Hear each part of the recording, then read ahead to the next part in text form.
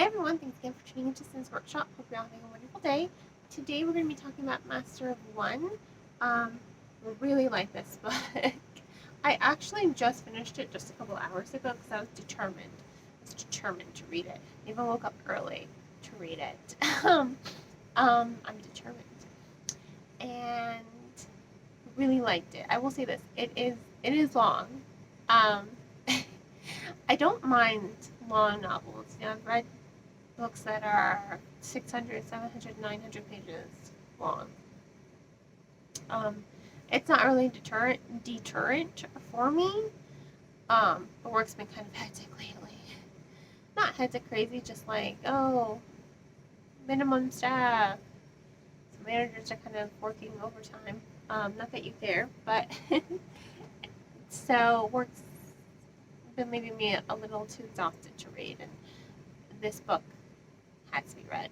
I needed to read it. So I woke up early, stayed up late to read it. And you know what? I was not disappointed by it. I will say this. I want to start by saying bravo to the authors for their representation of the LGBTQ community. The authors are part of the LGBTQ community, but I do love how they give a voice to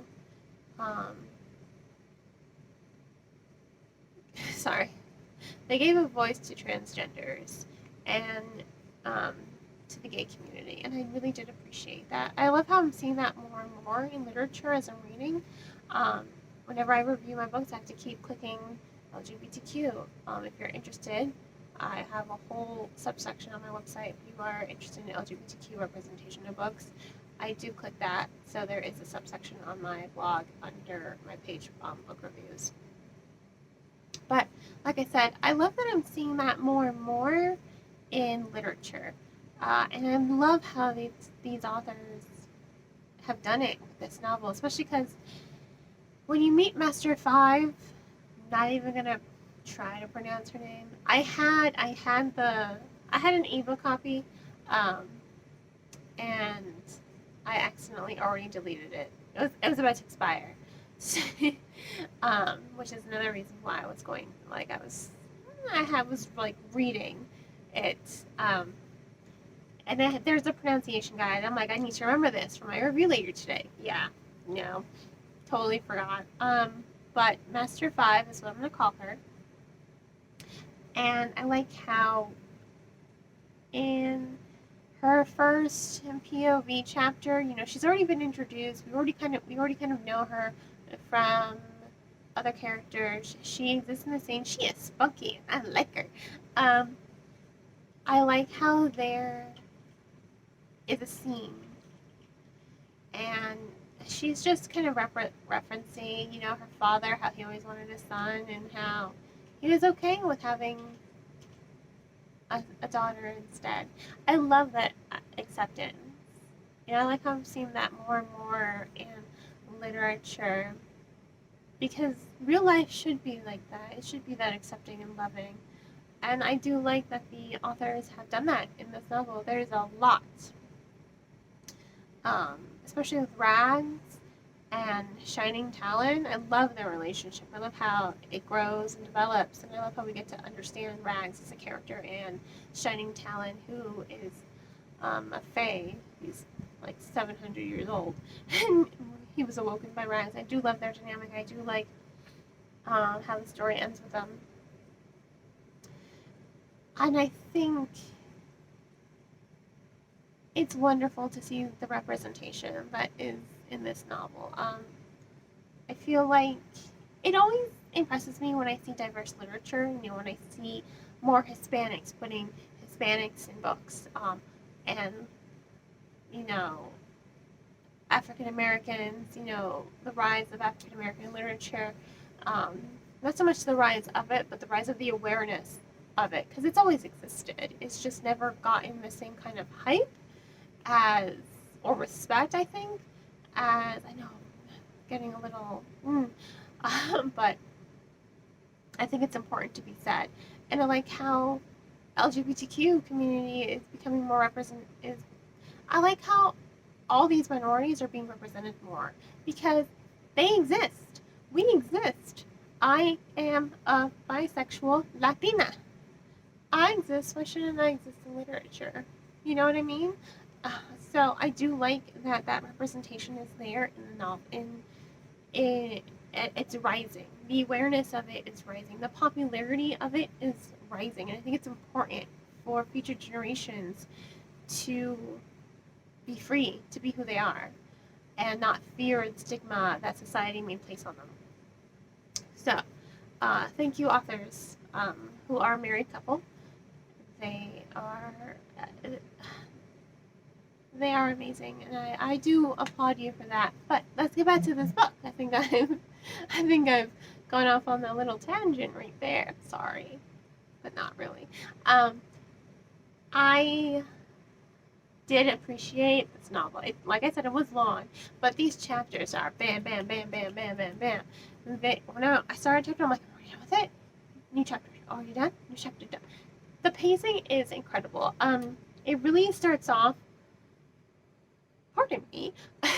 It starts off on a high, and it just keeps rising and rising and rising and rising. Yes, there are these slow moments, establishing a scene, establishing these characters, giving some backstory here and there, but I do like this momentum because it did make it. I got lost in it, and I love when I get lost in a story because I'm just like, I need to know what's going to happen next. I loved how the authors introduced character after character after character with their POVs. I love how there's this fantastical element of, uh, you know, these mystical creatures created out of elfish silver. They're great. You know, you've got a giant cat made out of silverware. And then you have an owl and a dog and a giant lizard. I loved it. And I think they were all very good mirrors to their masters, you know, 1 and 2 and 3 and 4 and 5. I do think that they are really good mirrors, and they have their own voices as well. And I did appreciate their voices. I do think that they are strong characters alongside the main characters, and they are a reason why you get lost in the story. It's not just that the story is really engaging and that there's lots of intricate plot twists here and there. What really makes it interesting are the characters, because they are just this group of people who kind of just been flung together. You've got a thief, a fae prince who's been asleep for centuries. You've got the former queen guard. You've got the former royal who's been exiled, and then you have the prince who is disabled. You have the disabled prince. They are a great cast of characters, and I love how their dynamics rise. I do think it is engaging to see these characters, especially the prince, master of 3. I love how his is an owl, because he definitely he was born with his right side, I believe. You know, his muscles never formed on his arms and his legs, and he really just relies on his mind. So I think it's great that he has an owl as this familiar, basically. Because you think owl, I think Athena. You know, I think Athena, if you're familiar with Greek mythology, her symbol was an owl, wisdom. I got that illusion. I appreciated the illusion, and I liked it. So the lizard, the dog, I loved the dog. He was funny. And I really liked the cat. The cat was really snarky. Like I said, they all have really good voices. They are really good familiars and counterparts to their human equivalent. And the dynamics, these characters, none of them are alike one another. These are all completely different characters, and they meshed together quite well. You know, they do develop really well together. They do balance each other out. Like I said, it's a whole group of people, but they are thoughtful together. They do work together, and they are engaging because they've all kind of been swept up together by the lying one, don't like him, and the evil queen because she's evil and she's just delusional. So I did appreciate that. I did like it, their dynamics and how they. So I'm just taking out the winner because I gotta go grocery shopping.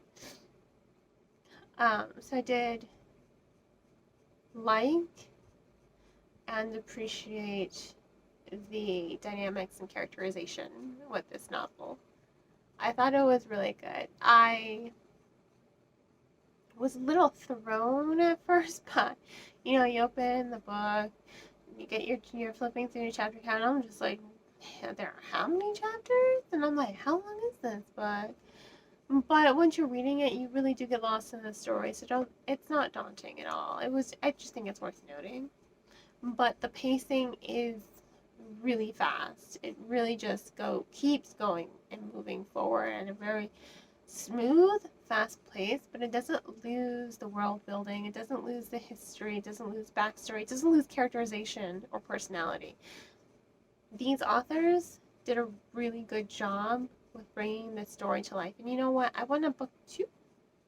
Can I get a book 2, please? I would like a book 2. I just, I think this book warrants book 2 because I gotta see this evil queen and the lying one. I gotta see their comeuppance. They need to just be destroyed utterly and completely. There's a lot of loose ends with this novel, so I'm eagerly awaiting the news of a sequel. Eagerly. Please. Anyway, this was Master of One. I'm gonna go ahead and give it 4.5 stars. 4.5. Maybe if I hadn't, I'll probably read it again. I do have the Bookish box subscription, and this book is November's?